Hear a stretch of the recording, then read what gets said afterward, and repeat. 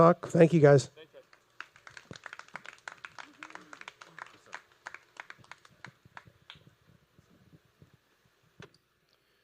All right. Up next, we have Marcelo Ortega Mata, who is El Partido Libertado Mexicano.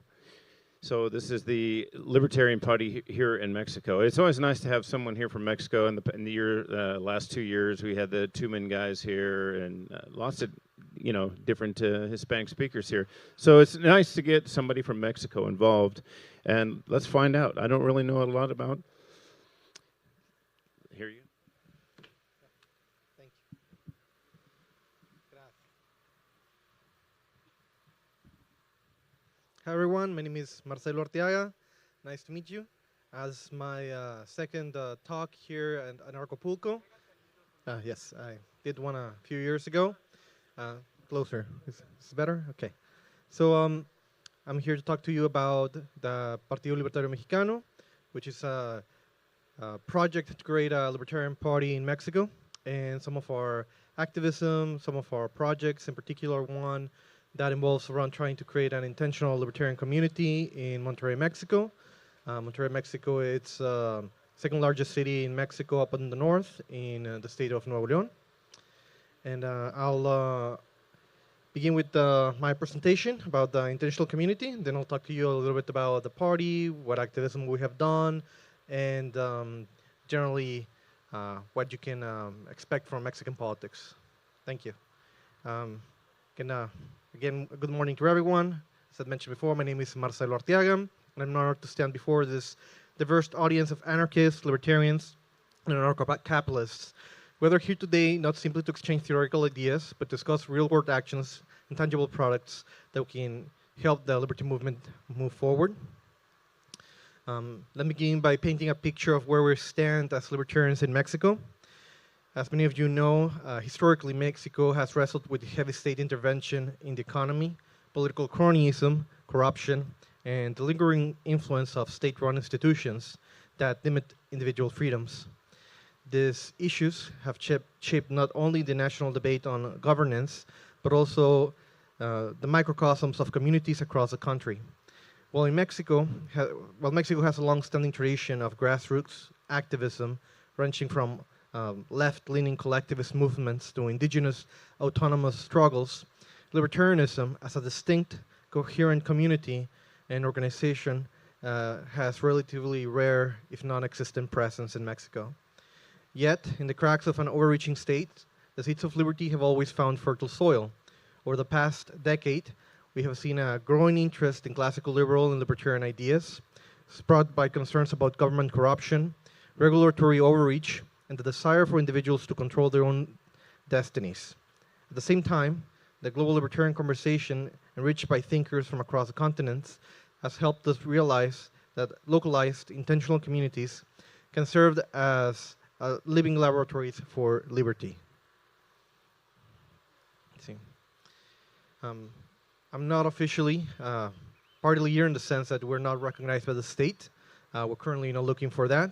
Our objective is to create minimum viable product of a libertarian political party. The idea is to get people involved, that people can go into a website and find a local group of libertarians that they can speak with, that they can talk to about ideas, learn more about the ideology, and if they so desire, to vote for somebody on our website as a write-in, or to organize with them so they can help them in their own political campaigns. But we don't have the resources, we don't have yet the numbers, but we're trying to do, putting our grain of salt and of sand to help grow the libertarian movement in Mexico through our website, through our community events, our organization, our podcasts, the articles that we create, the events that we speak on. We try to grow the community that way.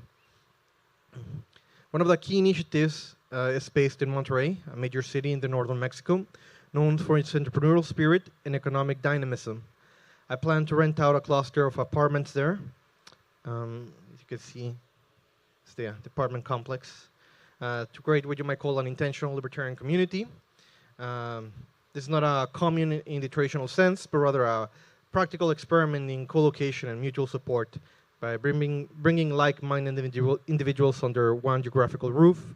We hope to foster daily interactions, collaboration, debate, mentorship, imagining neighbors who, instead of arguing about HOA fees or government regulations, they discuss strategies about advancing libertarian principles, planning civil disobedience, or launching entrepreneurial ventures that bypass state involvement. We're not, we're not talking about theoretical utopias or isolated compounds. We want to integrate our community into the broader fabric while maintaining our autonomy and values. As we know, however, it's not simply, not only coming together physically is enough. We need to have an infrastructure. Our movement has to serve people's real life needs if it wants to grow and sustain itself. To that end, one of my personal aims is to help create a libertarian fraternity. Now I use that term not in the narrow sense of college fraternity, but rather describe a broader association of libertarians who organize to help each other and realize their personal and professional life projects. Many of our communities come from different walks of life. Some are entrepreneurs looking to start a small business free from red tape. Others are academics researching voluntary social structures, while still others are digital nomads. A fraternity would allow us to share resources, advice, mutual support without coercion and without relying on the state welfare. Here's who's looking right now. I know the audience here includes anarchists, anarcho-capitalists, and mutualists.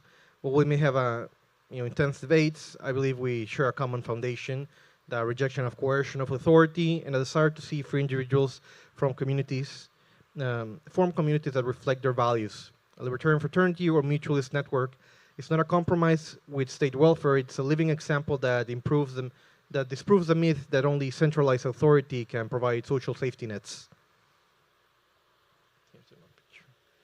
So that's city of Monterey.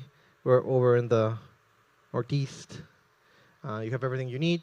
It's not a touristy place, but it's a big city. We have parks, everything for recreational purposes, but it's mainly an industrial based city that deals with steel, glass, construction. It's a very, very industrial city, second largest city in Mexico. And if you are interested in ever going to Monterrey, you can always call me up and feel to give you a tour. The challenge is to build a community where we would feel proud to live in because it reflects our values, to show the world that our principles aren't just abstract theories, but guidelines for thriving communities. Through our mutualist network, we hope to create a prototype that can be replicated, scaled, and adapted in other parts of Mexico and even beyond. Our approach in Monterrey is to integrate activism in daily life. We host regular discussion groups, reading circles, workshops, entrepreneurship, and strategic planning for political messaging. We want to unite the theoretical rigor of our intellectual tradition with the grassroots energy of our local community. Nothing inspires confidence in libertarian principles like communities that practice them.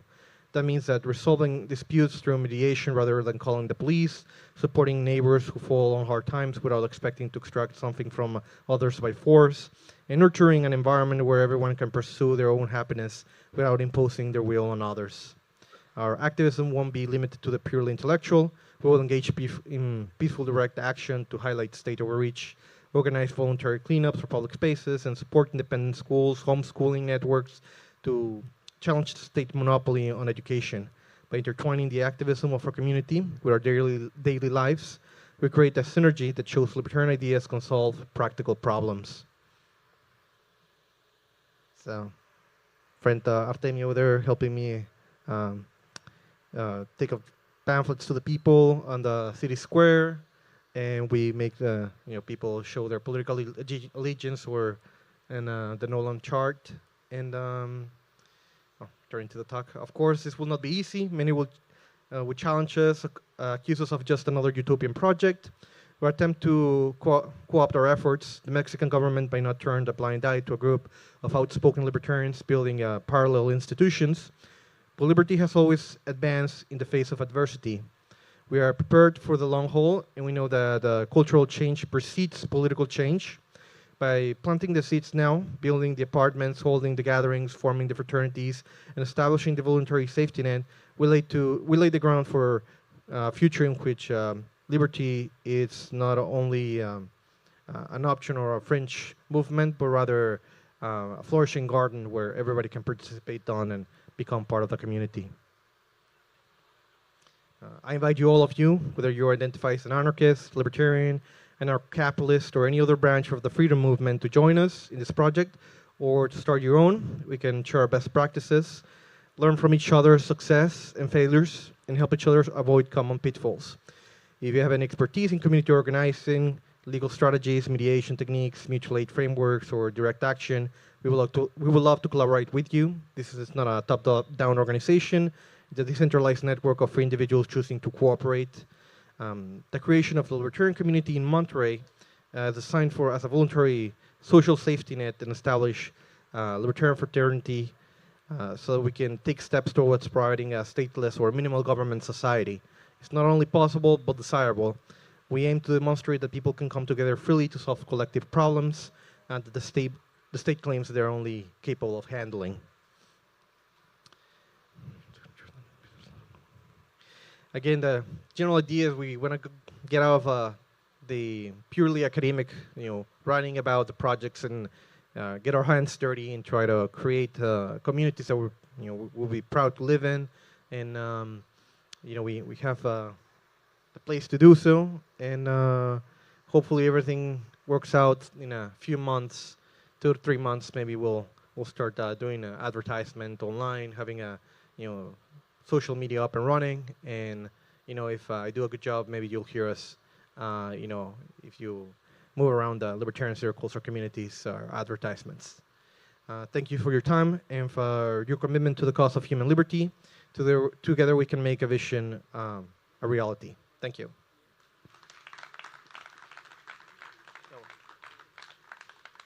¿La puedes poner otra vez?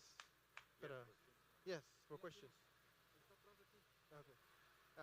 Yeah, I thought that was very funny. Just you can take a picture like that. Anyways, let's see.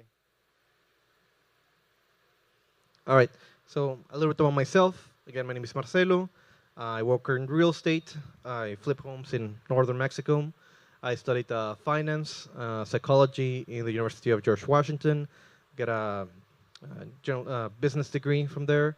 I then began, but didn't finish a master's program on political campaign management, and I work around circles on political circles in northern Monterey doing activism.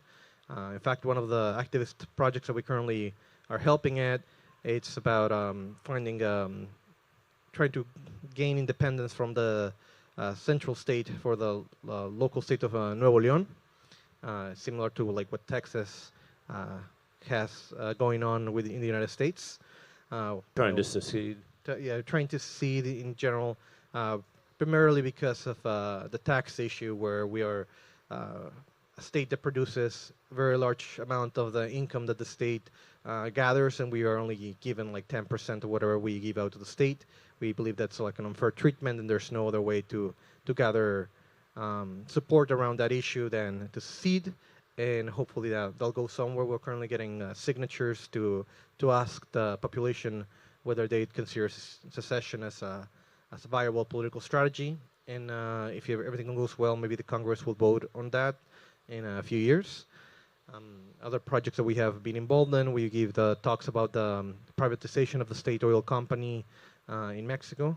For those who do not know, Mexico owns Pemex, owns everything below the, everything that's worthwhile in the soil. It's owned by the state, and currently the company is under, like they are massively in debt. We have the highest percentage of people like drilling per oil barrel that's made. It's highly corrupt. If you know somebody in the that knows anything about like the big state oil company, they'll tell you that it's a shit show. People like steal a bunch of like oil from the pipelines. Nobody responsible. Since it's everyone's responsibility, it's no one's responsibility basically. So theft, cronyism, and corruption has decreased the production of oil in Mexico, and And yeah, I mean that's short and sweet version of kind of like what we're doing regarding activism, of the Libertarian Party, how's it going, um, and I also want to talk about the So relevance. you're an up and coming party. You're an up and coming party in the political system here in Mexico. How many parties are you going up against? And uh, kind of like in the U.S., they use welfare as the liberal parties are using welfare as an enticement for a vote. You don't have anything to give away. How do you compete against one of these parties that are offering different welfare programs? Yeah, that's the main challenge that we faced. We like to tell people, up front, like we understand that the large part of society is dependent on welfare. We're saying, what we want to do is so people can be responsible for themselves. If you work hard and you earn your money, you should be able to keep it, not because somebody else that need it gives it a claim to it. Um, what we're trying to see, or what we're trying to offer as a solution to that problem is to confiscate the assets of knowingly corrupt politicians or organizations that extract wealth from the general community. Not only the drug gangs per se, right? But there's the people who keep having a state monopoly over oil, people who keep monopoly over how do you call it? So for example, here in Acapulco, the state prohibits Uber and prohibits certain businesses to operate over, or even though it's through voluntary Which consent that people will allows go the there. taxi cartels Exactly. to So they just try to use that money in order to gain political relevance. I mean, that will be one of the strategies that we have on on our toolbox. But we start with being upfront and honest. The point is not to give more welfare. The point is to have a society that's healthy enough that we don't need it. There's old saying in Mexico that says the point is not to change of owner. The point is to stop being a dog. The point is to be free. does anyone else have questions for him?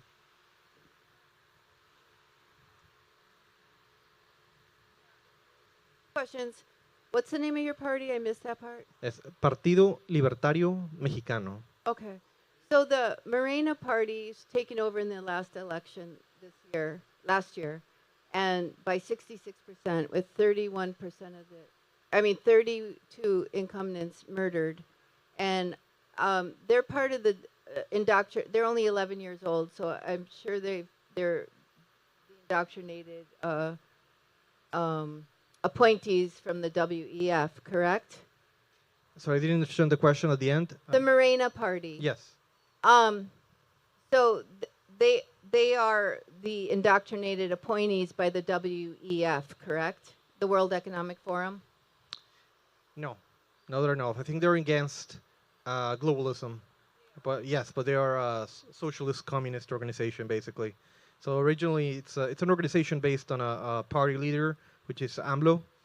He used to be in the PRI, which is the political party that run the country for like 70 years, something ridiculous, and then changed around to many leftist organization, picking people up, and then created its own party and took control of the country a few years ago. But their whole shebang is actually anti-globalist and pro-Marxist, basically. Marxist. What's the difference between Marxist and globalist? Because I thought they were the same. No, they're against the. I mean, eventually they probably would take their money, but no, the rhetoric is anti-globalization, is anti-WTO, until the World Bank. They hate the United States. Think Cuba. If you think Cuba, the general rhetoric, the general sentiment, that's what they're aiming at. I mean, the guy's on record saying that Fidel Castro is a great man. Like he looks up to him. It's the same ideology. For the purpose of this conversation, it's the same ideology that the Cubans have with Castro. Well, that's what spawned the Zapatistas. Any other questions?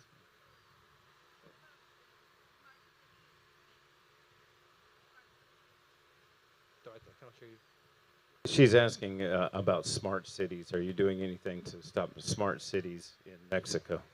No, that's currently not in our platform. We have a lot of in our plate.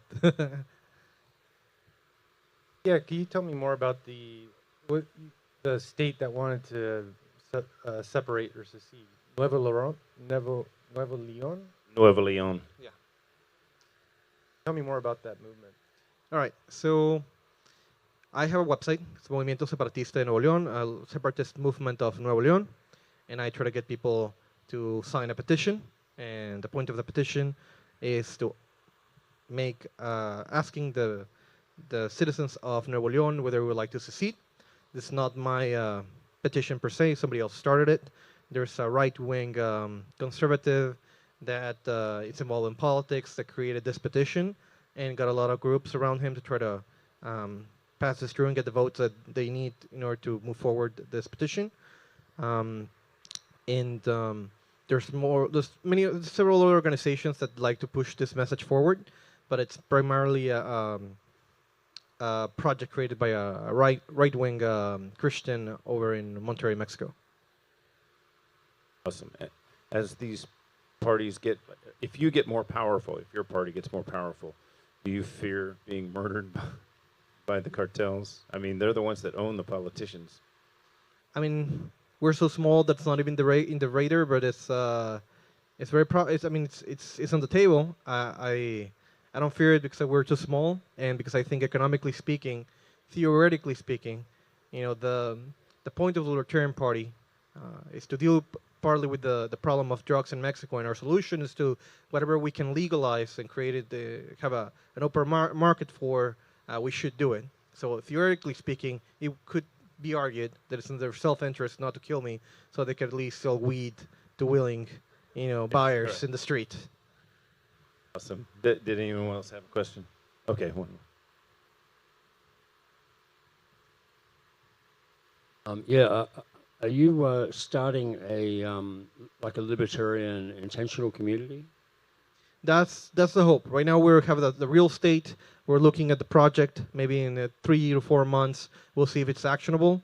Like the property, it's family property. We're trying to see what use can we give it. One of the plans is to try to get expats who need what's the word I'm looking for? Assisted living.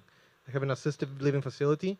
So we'll have many apartment buildings. We have like medical staff on there.